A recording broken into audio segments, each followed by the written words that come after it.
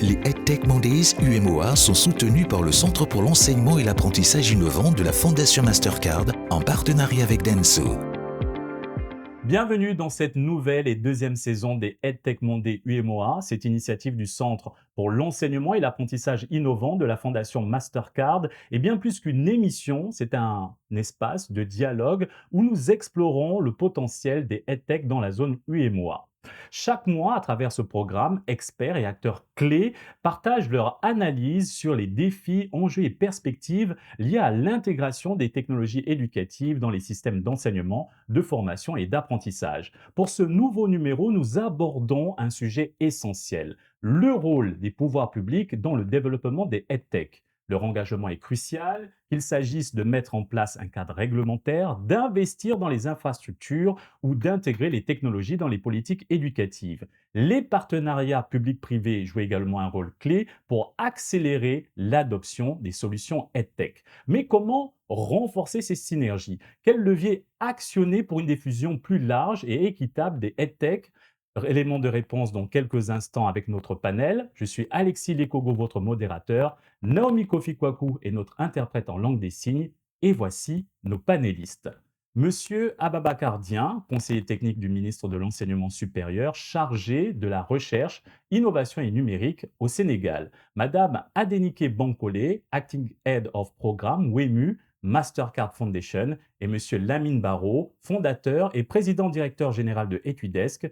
Etudesk est une start-up ivoirienne et panafricaine spécialisée dans la numérisation des contenus de formation en ligne.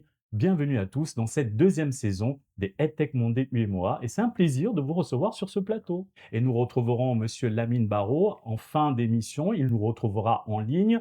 Pouvoir public et EdTech, c'est le thème de cette discussion et justement, commençons avec les pouvoirs publics et faisons le point sur la situation actuelle au Sénégal. Monsieur Dieng, c'est un plaisir de vous revoir sur ce plateau. La première fois, nous avons parlé de langue locale et EdTech. Cette fois, on s'intéresse vraiment au pouvoir public.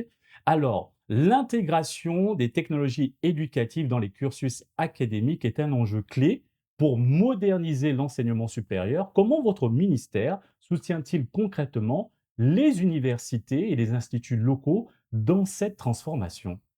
Merci Alexis. Je dois noter qu'il y a deux dimensions qu'il faut relever dans l'intégration des solutions EdTech par les pouvoirs publics dans le cadre de l'éducation nationale déjà pour l'enseignement de base, mais aussi pour l'enseignement supérieur pour le haut niveau et ainsi que pour la formation professionnelle.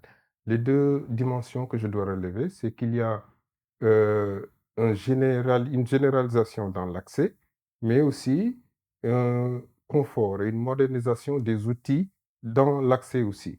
Quand je parle de généralisation dans l'accès, c'est que quand on prend en compte les cohortes des jeunes qui doivent être au niveau de l'éducation, à l'école, on voit qu'il y a un faible pourcentage qui a accès à l'éducation. La deuxième dimension relève du fait qu'il faut absolument moderniser les outils, les techniques d'apprentissage.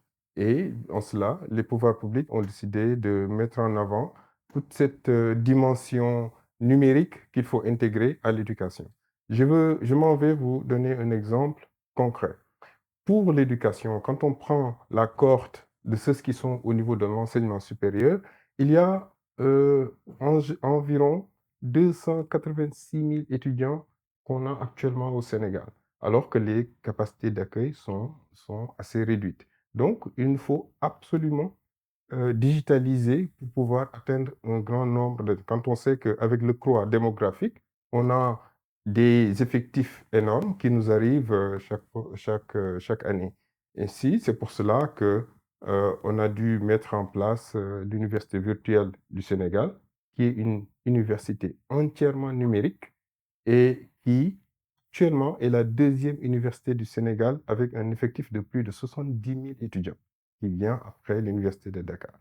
Il y a aussi, au niveau de toutes les universités, on avait mis en place des instituts de formation à distance, des instituts de formation ouverts, c'est des IFOWAD, où on mettait à la disposition des enseignants l'outil technologique, les outils numériques, pour qu'ils puissent digitaliser leurs cours, leur contenu de cours, et qu'ils puissent atteindre un maximum d'étudiants. La digitalisation des contenus de cours afin, de pallier au manque de place dans les infrastructures en présentiel, une solution et un avantage pour, l'adoption des solutions EdTech dans la région UEMOA, madame Boncolé? Parfaitement. En effet, le numérique est un libéralisateur. C'est c'est une voie qui permet justement de briser, les limites de là où le physique et l'analogue ne peut pas arriver.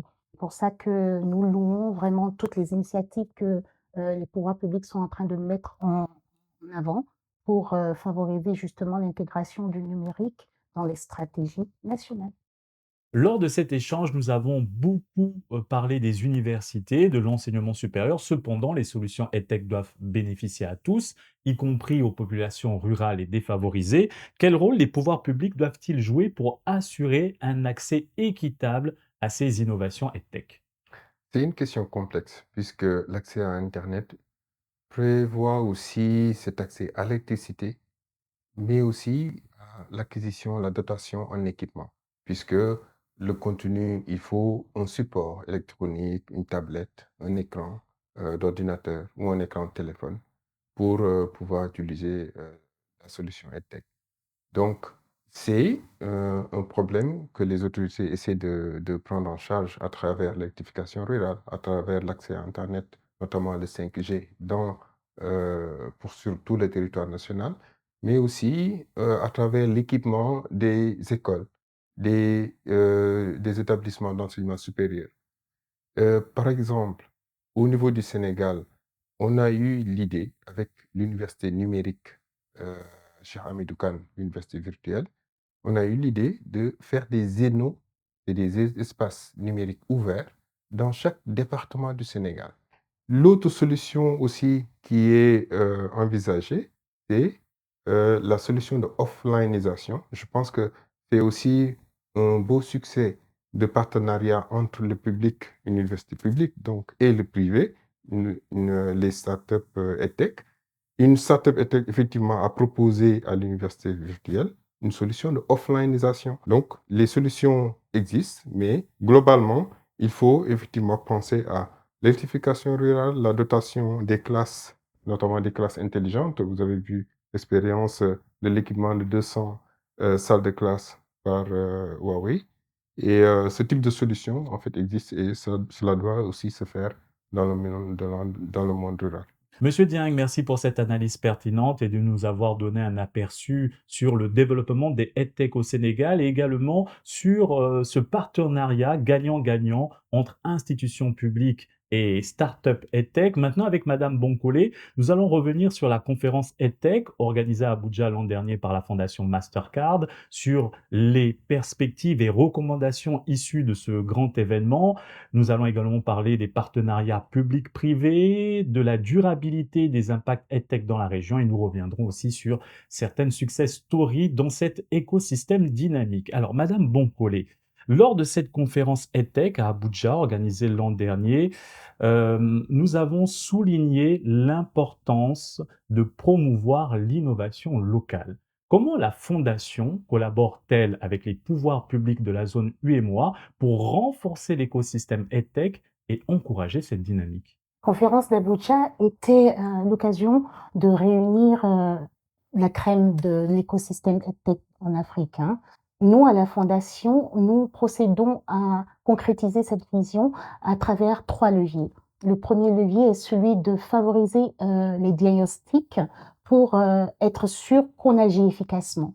En 2023, si mes souvenirs sont bons, avec l'Association pour le développement de l'éducation en Afrique, ADEA, nous avons mené une étude de l'écosystème EdTech en Afrique qui nous a permis, par exemple, avec les autres acteurs et les parties prenantes, d'identifier les opportunités et les challenges que pouvait présenter l'intégration de l'EdTech en Afrique.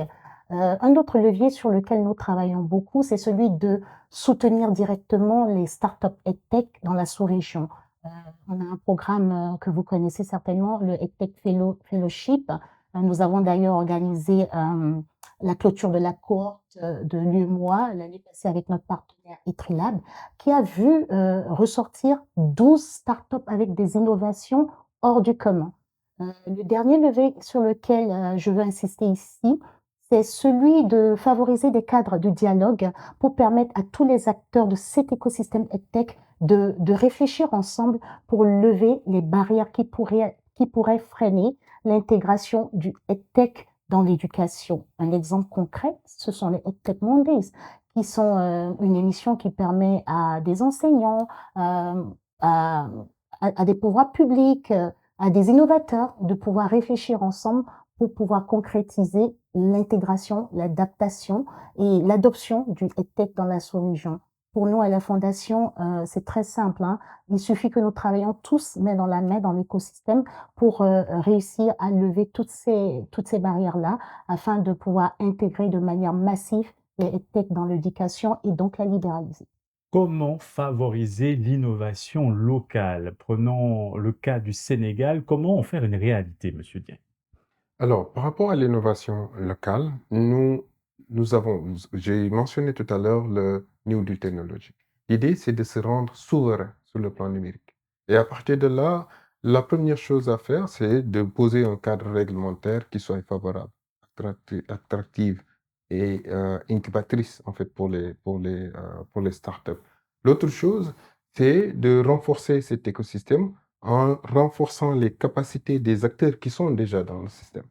Une autre chose éventuellement, c'est pour accompagner les startups, c'est de leur permettre d'avoir accès au financement globalement, de leur permettre d'avoir cette possibilité de mentorat et d'incubation globalement qui leur permettent de survivre.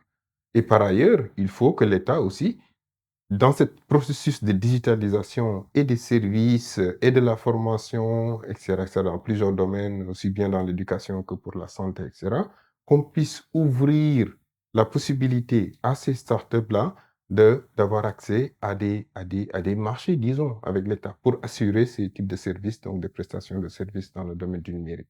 L'intégration des EdTech dans l'éducation publique repose sur une coopération efficace entre acteurs publics et privés. De quelle manière votre fondation, Madame Boncolé, travaille-t-elle avec les États de la région pour faciliter cette transition dans les établissements scolaires? Il n'y aura pas de hasard pour que les EdTech soient adoptés dans les écoles publiques ou dans les établissements publics. Il faut une approche concertée, je l'avais déjà dit tantôt, il faut de la synchronisation dans l'écosystème.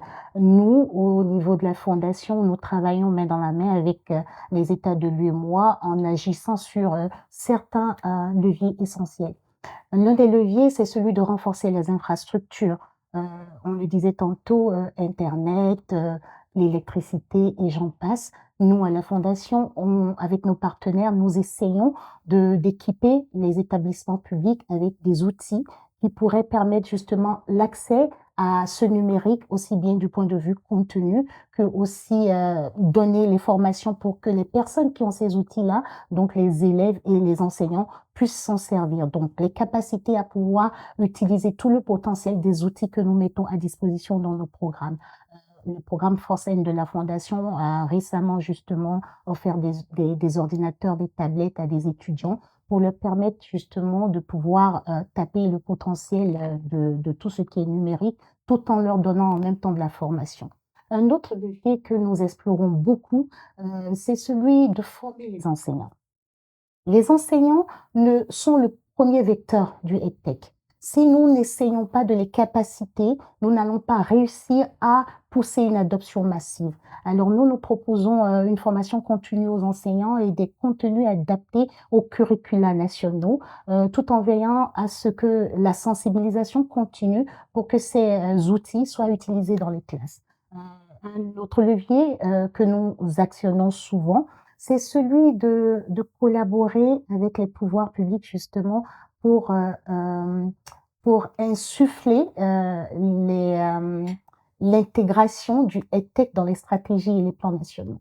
À la Fondation, notre manière de voir les choses, c'est de nous dire que tous les acteurs de cet écosystème-là doivent travailler la main dans la main et avoir une vision partagée pour pouvoir faire passer ce courant, cet EdTech-là, et veiller à ce que ça se passe de manière fluide et que tous les acteurs de l'écosystème puissent en bénéficier. Donc, gagnant-gagnant, win-win. Et la pérennisation de ces solutions EdTech nécessite un engagement stratégique. Madame Boncolé, quel levier peuvent être activés conjointement avec les gouvernements de l'UEMOA pour assurer la durabilité et l'impact des projets EdTech dans la région?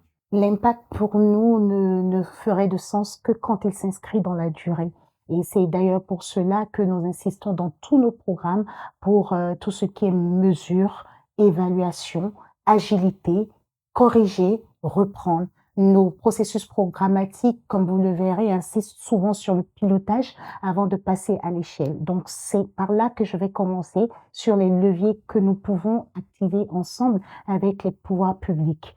Il faut qu'on adopte une stratégie à chaque fois que nous devons implémenter une nouvelle solution dans le EdTech, une stratégie itérative, hein, une stratégie qui permet de pouvoir tester, piloter, apprendre et ensuite passer à l'échelle.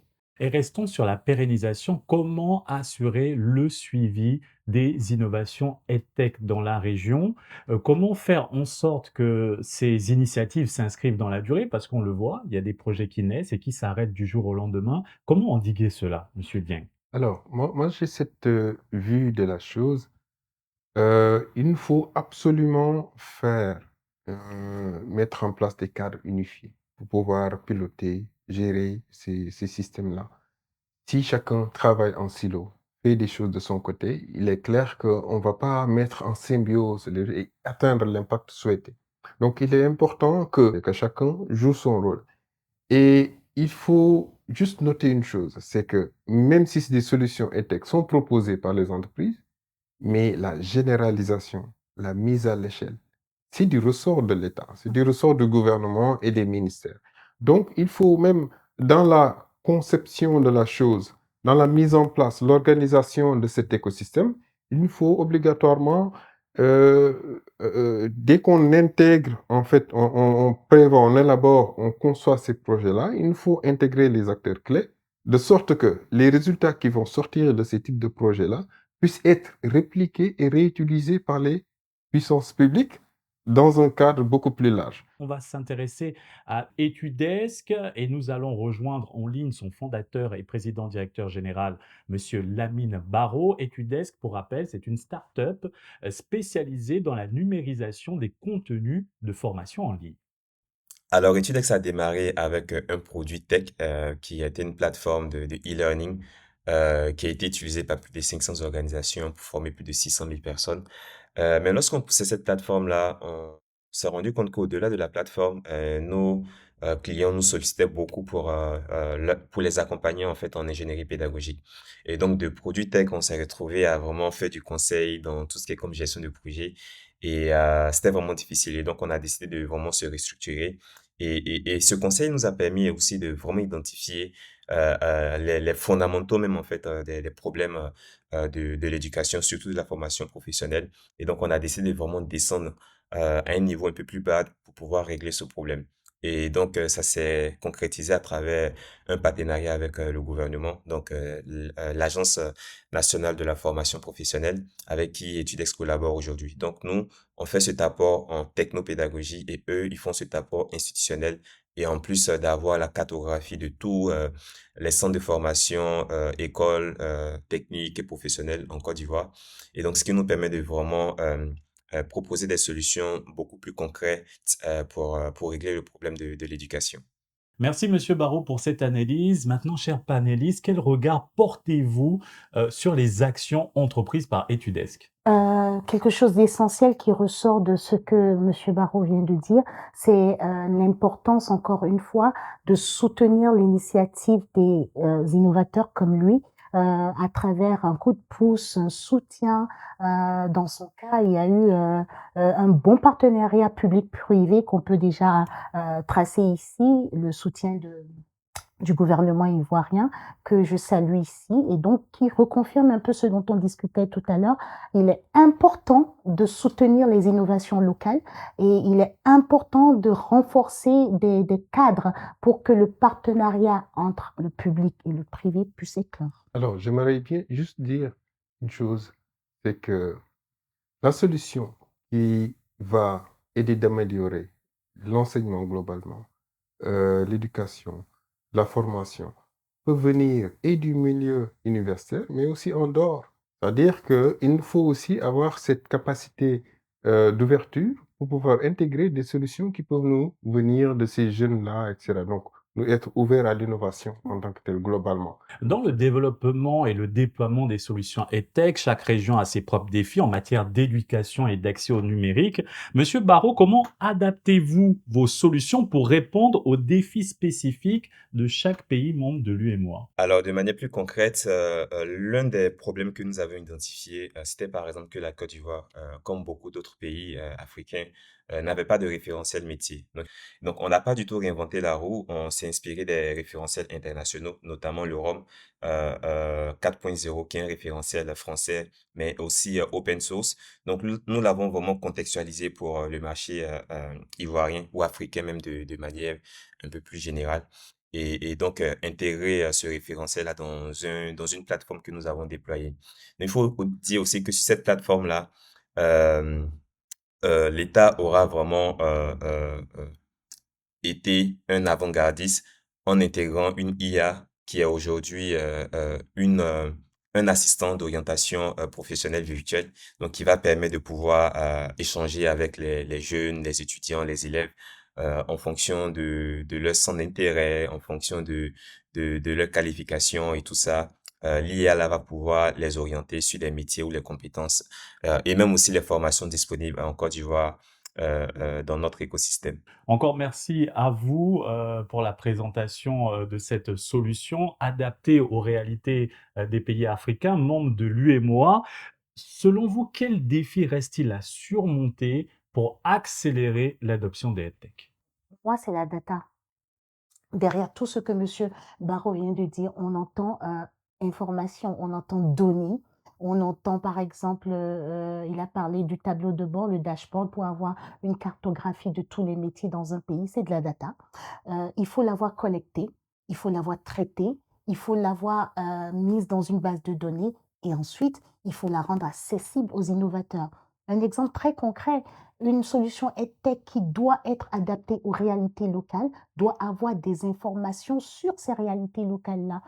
Une solution EdTech qui doit, par exemple, être déployée pour donner l'accès à l'éducation aura besoin du curriculum national ou des curricula nationaux des pays dans lesquels elle doit être déployée. Elle aura besoin des informations sur peut-être les enseignants, le nombre d'élèves, encore une fois de la donnée.